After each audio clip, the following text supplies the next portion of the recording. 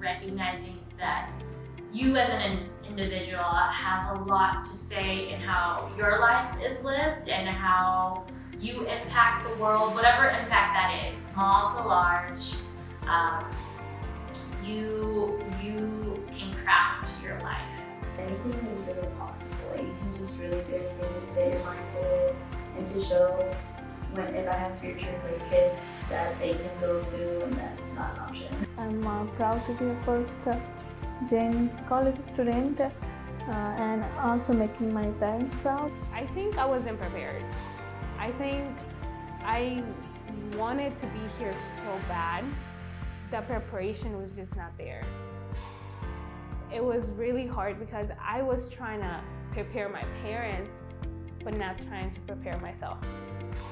I was trying to prepare my parents for the idea that I wasn't going to be at home, that I wasn't going to be their translator, that I wasn't leaving because I didn't care about them, that I was leaving because I wanted to do so much more with my life, not only for myself, but also for my parents. The system doesn't technically want us here. We were never meant to be here, but we're here.